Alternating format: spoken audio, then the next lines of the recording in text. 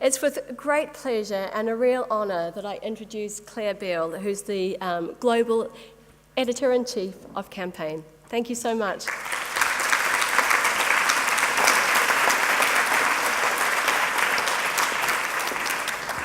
Thank you. God, I feel very, very privileged to be here.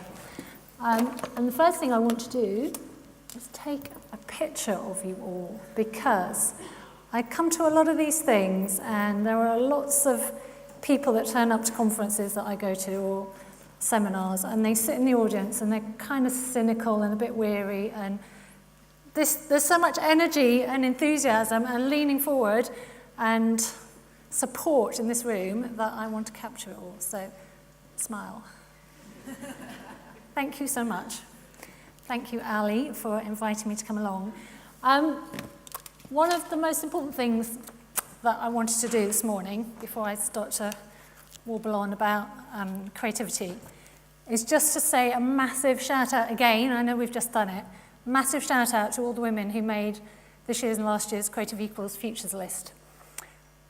And when I read this year's article on Campaign, it came in the middle of all the stuff that we were doing about the Martin Sorrell story.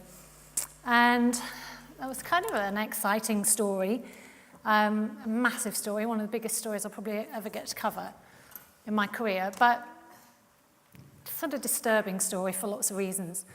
And that came on the back of all of that crap about the top 5 emails and, you know, some pretty nasty things that came out about the way our industry has behaved. And that came on the back of all the Me Too stuff. And some of you in the room will know that we've had loads and loads of incoming stories into Campaign about, under the Me Too banner. And it's been humbling, disturbing, really emotionally traumatic. And that's just reading stories, let alone living through them. So I feel like we've had this pretty shitty period of exposure, that out of which I'm sure will come some really, really good stuff. And it's all about clearing out the crap, opening the windows, letting the sun in, and starting again. But anyway, in the middle of all of this sort of feeling of, God, there's a lot of crap going on, I read this story about you guys, and I literally had this overwhelming sense of, I mean, it really was relief. Just absolute, oh my God, everything is going to be all right. Here are these amazing women. And it was a really visceral experience. So before I start properly, I just wanted to say a really big thank you to those women. Because it was a really life-affirming thing to read about you all. And it was really exciting. And I really do feel like we've all got collectively a really positive future ahead of us because of people like you. So, as Ali said, this is our time, this is your time, and you have the power to do anything, so go for it. Now, Ali's asked me to talk about why creativity matters, but I guess if you need an answer to that question, you probably wouldn't be here, because, frankly, it matters more than anything else, and nothing else matters without creativity. None of us would be here today without it, and we talk a lot on Campaign about what is creativity now. Is it, you know, can you work with data and be creative? Well, yeah, of course you can. Can you work in a media agency and be creative? Yes, of course you can. Creativity has become democratized, and I think that's a really good thing. But I also think what we've lost sight of is the people that actually sit, and their job is entirely around brilliant creative ideas.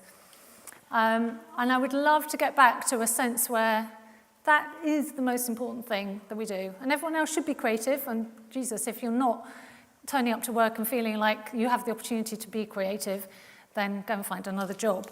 But I would love to get back to a place where what we do as an industry is in the service of brilliant creative ideas delivered by brilliantly creative people.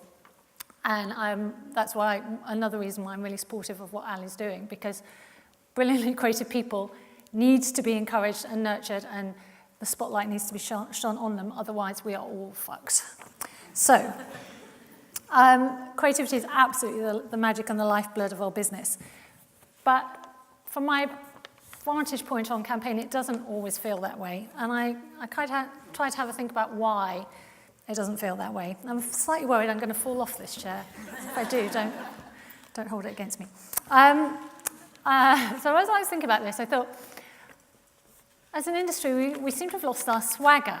And I typed that word out on my laptop. As you can see, I don't have presentation. I can't do PowerPoint. I have no idea how people do that stuff. I have nobody to help me. So I was just typing it out on my laptop, and I typed the word swagger. And I thought, God, I don't feel comfortable with that word anymore. And it was a really weird process of analysis I went through. Why does swagger makes me feel a bit uncomfortable now. Swagger makes me feel like that was bad industry. But nevertheless, I know maybe there's a more now word, but I definitely feel like we have lost that sort of sense of we are fucking amazing. What we do is really brilliant and important and transforms businesses, and we deserve respect and support and to charge a fair price for all of that. We've lost that. And I had lunch the other day with this guy that some people might know called Frank Lowe. And he was around many years ago. Frank Lowe was in his pomp. And he said, somebody's asked him to write a book about advertising, which is quite kind of bizarre thought. But he said, I want to interview you about where it's all gone wrong for creativity. And I turned up to this lunch and I sat there and I thought, bloody, what's this? I mean, he's a legend and has done amazing things, but I did turn up to the lunch thinking, what's this old man doing asking me where it's all gone wrong? It hasn't all gone wrong. We're still an amazing industry. And then although he was supposed to be interviewing me, did quite a lot of talking himself, and told me these amazing stories about life in our industry back in the 70s and 80s, and when advertising was absolutely in its heyday, I guess, in that narrow sense of advertising. There's a lot of semantics that I find are uncomfortable when I start to talk about creativity and advertising, but advertising as it was traditionally. And he said, he gave me some stories that made me then think we have definitely lost something in our business. He was talking about, he'd had a meeting with the CMO of Ford. So he was working at CDP, which I hope that you all in this room have sort of at least spent some time reveling in the heritage of advertising. So CDP was obviously this amazing agency, just full of brilliantly talented men, but brilliantly talented people. And they were all together at this one point in history that created this spark and lots of brilliantly iconic work. So he'd had a meeting with the CMO of Ford, and the CMO said to him, right, I want 10 treatments to meet this challenge, and I want to be able to sort of look at them all and choose which one is the best one. And Frank Lowe had said, no, we will give you the right solution. We won't give you an option. We'll tell you what we think you should do, and then you can take it or leave it. And the CMO apparently had said, that's not the way I want to work, and I'm the client, and I'm in charge. So you'll do what I say, and I'm paying you a lot of money. And Frank Lowe and his agency had kind of dug their heels in and said, no, we don't work like that. We know what's the best solution for you, and we'll put it on the table, and you can have it if you want it. And in the end, Frank Lowe, I'm sure there's a bit of hyperbole and sort of ego massaging around the story, but he'd driven up to see the CEO of Ford in the UK, and he'd said, we are resigning your business because, frankly, you don't respect what we are advising you to do. You're just making us work much harder than we need to so that you can feel like you have some control, but actually that you're paying us to give you the best solution.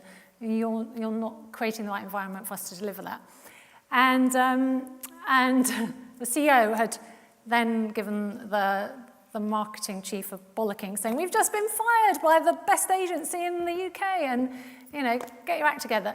And I just think that sort of sense of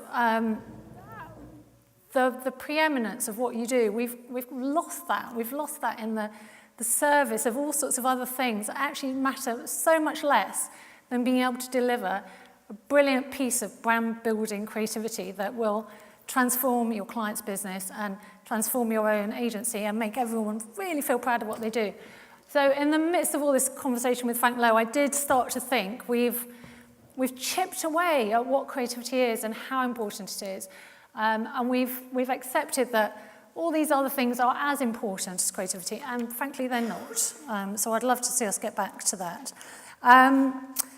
So one of the reasons that I think creativity has become undervalued is that with the whole remuneration model, it's kind of a boring conversation really, but the whole remuneration model of our industry is based on charging for time. Too much of the fundamental remuneration model is about charging for time, and you can have a brilliantly transformative creative idea in the bath or when you're awake at 3 o'clock in the morning, obviously, and that is not going to, if you're working in a timesheet business, that's not going to pay the wages. So we've built this amazing, complex infrastructure around what creativity is for the purposes of being able to charge many, many hours for the delivery of something that is, at the end of the day, given away for free.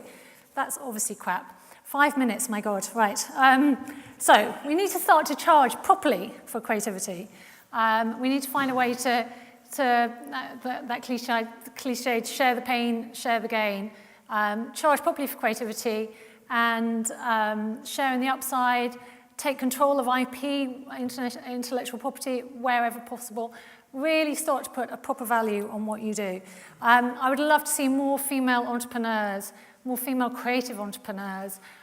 You've got 2 brilliant ones already being up here on the stage today. I hope that inspires some of you to go, fuck it, I don't need all the shit around me. I'm going to just go and do it myself and charge a proper price for it. So have the confidence to believe in what you do and to say no when you think it's right to say no.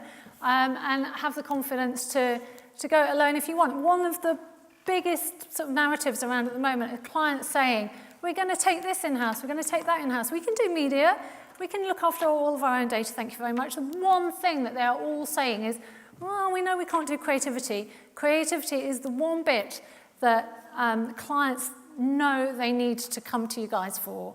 Have the confidence to stand up and give it to them under your own banner, if at all possible. Diversity is going to be a massive theme today.